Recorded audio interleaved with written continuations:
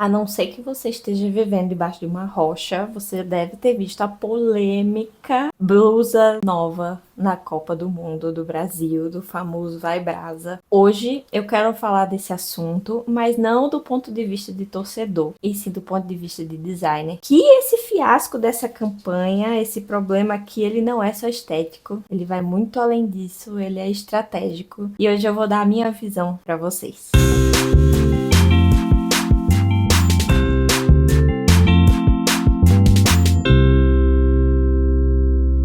Antes da gente criticar o resultado, a gente precisa entender o contexto em que esse projeto está inserido. Mas antes de tudo, deixa o seu like nesse vídeo que ajuda muito o canal. Não se esquece de se inscrever se você ainda não é inscrito, porque a gente tem muito conteúdo de design, muita coisa que vai melhorar profissionalmente o seu tipo de projeto, o jeito que você lida com a profissão. E vamos pro vídeo. Vou pedir para a Joyce soltar aqui o vídeo da designer Raquel falando sobre a camisa nova do Brasil para a Copa do Mundo. E aí a gente vai entrar nessa discussão. O que é Brasil no seu mais puro, na sua mais pura versão, né? O que é o Brasil com S e não o Brasil com Z? O amarelo que a gente escolheu é o Canary, que é canário, que é canarinho, que é o nosso amarelo, que é o amarelo clássico do...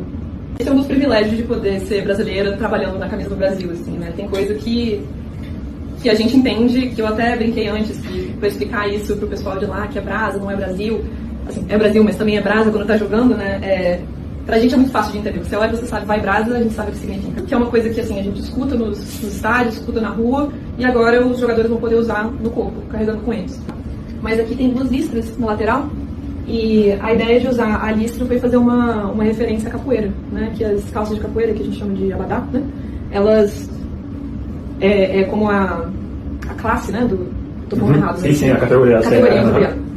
E é uma coisa, assim, que a gente que é brasileiro, a gente sabe reconhecer. Primeiro, a gente tem que entender que o designer nunca trabalha sozinho, né? No tamanho de uma campanha dessa magnitude, existem inúmeros outros influenciadores do produto que estão muito acima da Raquel, que é a designer de fato da camisa. Nesse contexto, a gente tem a marca, que é a Nike, a gente tem a CBF, né? Que é a autoridade máxima no futebol brasileiro. A gente também deve ter alguma agência de marketing inserida nisso e inúmeros outros influenciadores, né, desse projeto. Não tô falando de influenciadores digitais, mas pessoas que são realmente tomadores de decisão, que vem antes da Raquel. Dentro desse contexto, essa campanha de marketing que também resulta na camisa, ela muito provavelmente já veio com algumas diretrizes bem definidas para Raquel trabalhar. Eu sei que talvez seja precipitado a gente criticar o trabalho dela sem entender o contexto em que tudo isso está inserido,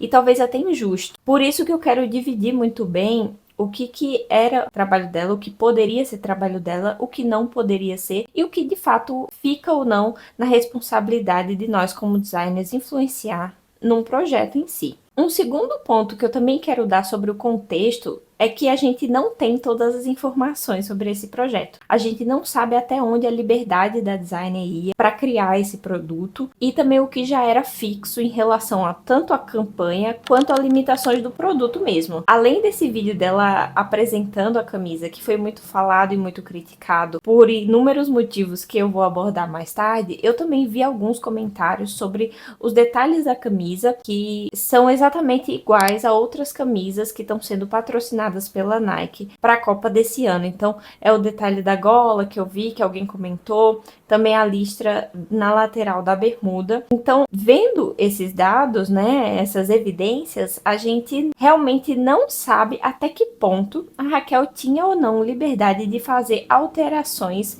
em um modelo pronto ou em um modelo pré-definido pela Nike, né, ou por quem quer que seja. Então, tendo esses dois principais disclaimers aí, vamos se aprofundar realmente no que pode ter falhado essa campanha, né, e como que isso poderia ter sido evitado. Eu separei os erros em dois principais erros que eu identifiquei nessa campanha, né. Eu até consumi conteúdos de outros designers, né, vi o posicionamento deles antes de fazer o meu vídeo, principalmente do André Lona, que foi o que mais apareceu para mim falando sobre esse assunto, além de outros influenciadores do meio futebolístico e esportivo do Brasil. Brasil, né? Então, muita gente já deu opinião sobre o que achava, mas profissional mesmo do ramo, eu vi mais o André falando e eu compartilho de alguns posicionamentos que ele identificou e que ele falou no conteúdo dele. Bom, os principais 2 erros que eu vejo nessa campanha é o erro de contexto do produto, né, dessa campanha no geral, de onde foi inserido, e também um erro de público, de saber falar e conectar com quem de fato é o público desse produto, dessa camisa. Eu não sou uma super expert em futebol, mas fazendo minhas pesquisas aqui, falando com algumas pessoas ao meu redor, o clima, né, da seleção do Brasil, ele não é o mais favorável do mundo. Então, apesar da gente ser o maior campeão de todos os tempos, nós estamos num período bem ruim, assim, da seleção, e que os torcedores também têm essa desconfiança sobre a performance do time, né? Teve toda a discussão se o Neymar ia, não ia pra Copa, troca do técnico, um técnico de fora. Então, faz muito tempo que a gente não vive o prestígio da seleção brasileira, como costumava ser, pelo menos quando eu era muito criança. Esse contexto da Copa do Mundo, dentro de um ano de eleição, dentro de um erro também que aconteceu, não bem um erro, né, mas uma mudança de estratégia da Nike em relação a uma camisa que foi vazada, né, uma camisa brasileira da cor vermelha. Esse contexto da camisa, ele coloca o produto dentro de um universo que já está estabelecido e que é muito importante. Quem quer que tome as decisões sobre esse produto precisa identificar e saber que a camisa vai estar inserida nesse contexto de uma seleção que está passando por uma desconfiança, que não passa credibilidade ainda para o torcedor, para o país, e essa campanha precisa entender que essa é a realidade que ela está inserida e que ela precisa contornar esses assuntos difíceis para falar exatamente, né, ou conectar melhor com o público. O segundo erro, né, que é o de público, eu acho que foi defender que o brasileiro fala a expressão vai brasa nos estádios enquanto torce e que a gente escuta, né, teoricamente isso no nosso dia a dia como brasileiro, como torcedor e como amante de futebol. E que não é verdade, né? O vai brasa, ele pode ser no máximo uma expressão muito utilizada na internet ou em alguns contextos midiáticos digitais, mas que não é um hino, não é um grito popular e que as pessoas realmente falam. Então, esse erro também de público, de entender de fato o que o público consome, o que o público fala, ficou gritante, né? Não à toa que a expressão virou uma chacota, porque falou uma coisa que as pessoas falam, não foi bem, não é bem isso que a gente fala, eu nunca nem ouvi falar disso. E isso fez com que, no lugar de aproximar o público, as pessoas, os possíveis compradores, as pessoas que se identificam com a seleção, com a camisa, no lugar disso, afastou essas pessoas, fez, não, essa campanha não fala comigo, a Nike não tá conversando comigo, essa designer também não tá conversando comigo. Então não adianta forçar a barra de uma coisa que não vai conectar, que não identifica, porque o brasileiro, ele é muito bom de entender o que tá sendo falado para ele. A gente tem um marketing, uma propaganda, a gente convive com estratégias, né, propagandas muito boas, e a gente consegue identificar o que é um discurso genuíno e o que é um discurso forjado, né? Nesse caso ficou muito claro, porque o dia a dia das pessoas não refletia essa ideia que eles quiseram passar. A verdade é que parece que ninguém parou para fazer as perguntas certas para colocar essa campanha para frente, né, e divulgar esse produto. Parece que ninguém dentro da Nike, da CBF, nem os designers, nem ninguém se fez a pergunta, realmente os brasileiros falam isso? Realmente ele vai se conectar com essa ideia? E ainda em conjunto tem o conceito lá do canarinho, o amarelinho feliz e do canário escuro, preto, do joga sinistro. Então tudo isso ficou muito perdido nesse conceito. A camisa